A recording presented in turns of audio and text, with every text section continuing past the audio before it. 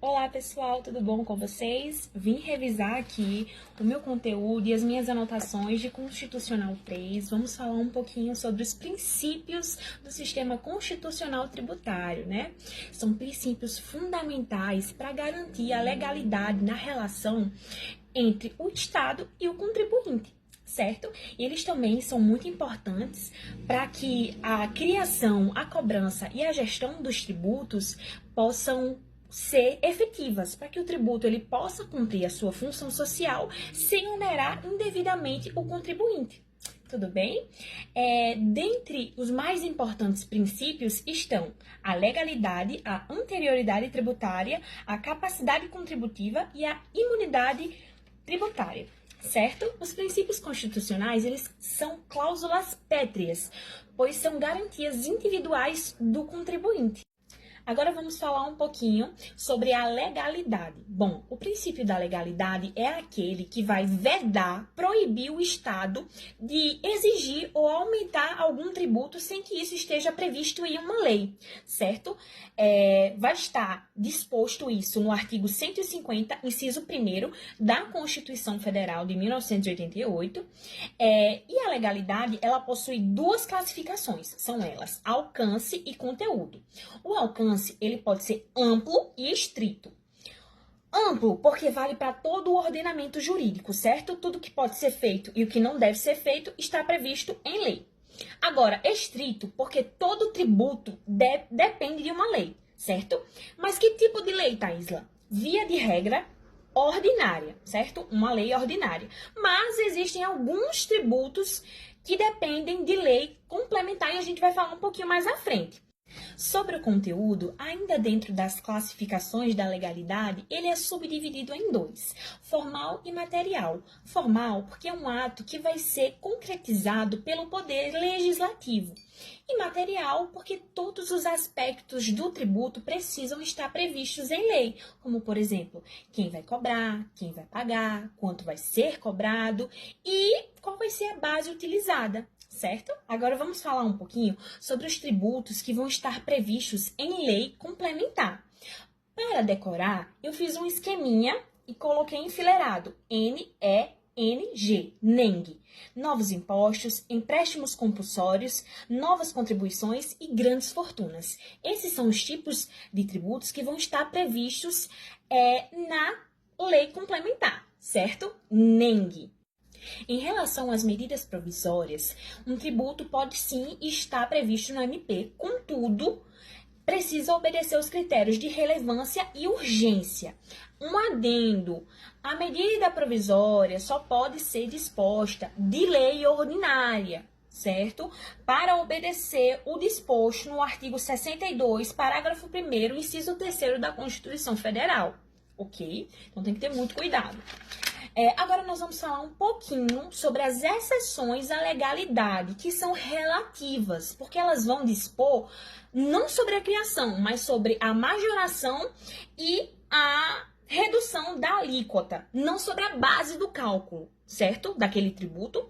Primeiro vamos falar sobre alguns conceitos de palavras-chave. Alíquota significa percentual ou valor fixo para o cálculo do valor do tributo, certo? Para o próximo. Agora, mais um conceito-chave que é importante saber o significado. Majoração é o ato ou efeito de aumentar, elevar. É um sinônimo de aumentar, certo? Então, as exceções à legalidade, como eu já disse, são relativas. Agora que a gente já sabe o que são alíquotas, a gente pode entender o conceito relativo da legalidade. Por quê? Sobre impostos de exportação, de produtos industrializados, de operações financeiras e do auxílio combustível, as alíquotas elas podem ser alteradas por ato do poder executivo, entendeu? Então, essas são as exceções à legalidade. Mas nunca será alterado a base do cálculo, porque a base do cálculo tributário precisa estar prevista em uma lei. O que vai ser alterado é a majoração, o aumento daquele tributo ou a redução da alíquota. Agora vamos falar um pouquinho sobre igualdade ou isonomia, que é basicamente o princípio que vai vedar, proibir o Estado de tratar desigualmente os contribuintes que possuem situações semelhantes. É aquele famoso papo do Aristóteles, né, sobre tratar igualmente os iguais e desigualmente os desiguais à medida de sua desigualdade. Sacou? E vai dialogar fortemente com o próximo princípio, que é a capacidade contributiva. Certo? O princípio da igualdade, da isonomia, vai estar previsto no artigo 150, inciso 2 da Constituição Federal. E é isso, né? Igualdade. Agora vamos falar um pouquinho sobre a capacidade contributiva, que vai estar presente no artigo 145, parágrafo 1º da Constituição. Certo? A capacidade contributiva vai fazer com que as alíquotas sejam progressivas, ou seja, elas vão diminuir ou aumentar de acordo com a capacidade econômica do contribuinte. Isso significa que os micro e pequenos empreendedores precisam ser mais favorecidos em detrimento das grandes empresas, para que possa existir uma igualdade de condições entre os contribuintes, entendeu? Então, se você conseguiu compreender o conceito da isonomia e da igualdade, você vai conseguir compreender o conceito de capacidade contributiva, porque eles se complementam. Fechou, sucesso, entendeu um, entendeu o outro. Agora vamos falar um pouquinho sobre irretroatividade, né? O princípio da irretroatividade, que vai estar previsto no artigo 150, inciso 3º da Constituição Federal. A irretroatividade é o princípio que vai fazer com que os entes eles não possam cobrar tributos em relação a fatos geradores que ocorreram antes da criação ou do aumento do próprio tributo, entendeu? Ou seja, a lei ela não pode retroagir. Uma lei nova não pode legislar sobre uma lei, ou uma lei nova não pode legislar sobre um fato que ocorreu no passado, entendeu? Mas existem dois casos em que a lei ela pode retroagir, na lei interpretativa e na lei mais benéfica. No caso da lei interpretativa, é quando existe uma lei que vem explicar o que uma outra lei já dizia, mas gerava dúvidas. Então, uma pessoa que errou, ela não pode ser multada de acordo com o entendimento da lei anterior. Então, se mesmo após o esclarecimento da dúvida que aquela lei gerava, o cidadão continuar errando, ele pode ser multado. Agora vamos falar um pouquinho sobre o princípio da anterioridade, que é um dos meus preferidos, acho que porque eu tive dúvida nesse, né? Aí eu tive que ler, reler, procurar, pesquisar, e acabou se tornando um dos meus favoritos, né? Que me fez pensar bastante. Certo, vai estar previsto no artigo 150, inciso 3º, a linha B e C da Constituição. E é basicamente o princípio que vai proibir, né, os entes federados de cobrar tributo no mesmo exercício financeiro e antes de decorrido os 90 dias, certo? Então, existem dois tipos de anterioridade, a anual e a noventena. A anual é aquela que vai proibir a cobrança de um tributo no mesmo ano em que foi criada a lei que majorou ou instituiu tal tributo.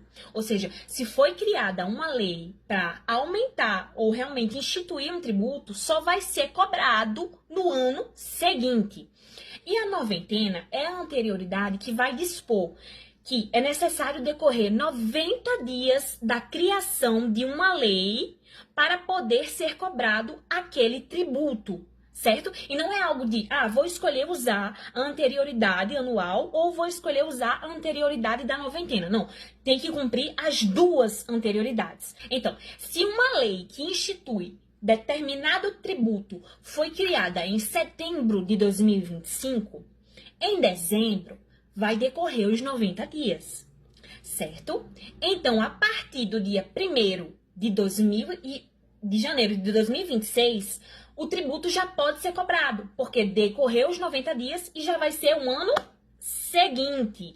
Agora, se a lei ela foi criada em novembro de 2025, só vai decorrer os 90 dias em fevereiro de 2026. Então, esse tributo não pode ser cobrado dia 1º de janeiro de 2026, porque ainda não decorreu os 90 dias, apesar de já ser um novo ano. Precisa cumprir as duas anterioridades, a anual e a noventena. Ficou claro? Agora vamos falar um pouquinho sobre as exceções à anterioridade, certo? Via de regra, é como eu expliquei na história anterior. Os tributos precisam seguir as duas anterioridades, a anual e a noventena. Contudo, existem 3 grupos de exceções à anterioridade. E o primeiro deles, eles podem ser exigidos imediatamente, não precisa nem seguir a anterioridade anual e nem a noventena. Dentro desse grupo estão os tributos referentes à importação, exportação, operações financeiras, imposto extraordinário de guerra, empréstimo compulsório em caso de guerra ou calamidade pública. Então, nesse grupo, nenhum desses tributos precisa seguir anterioridade. Agora, o segundo grupo, eles estão isentos da anterioridade anual. Completou os 90 dias, já pode cobrar. Como eu estava falando, o segundo grupo é referente aos impostos sobre produtos industrializados, contribuição social para a Seguridade Social, ICMS combustível e CID combustível. Esse grupo aqui, ele não obedece à anterioridade anual, ou seja, completou os 90 dias após a publicação da lei, já pode cobrar esses impostos. Agora, o terceiro e último grupo, que diz respeito a imposto de renda, IPVA e IPTU, eles não respeitam a anterioridade da noventena, só respeitam a anterioridade anual, ou seja, dia 1º do ano seguinte já pode cobrar esses impostos. Certo? Agora, em relação à medida provisória, a gente já viu que a medida provisória ela só pode legislar sobre lei ordinária. Então, se um tributo foi majorado ou instituído através de MP, ele só pode ser cobrado no ano seguinte se for convertido em lei até o último dia do ano.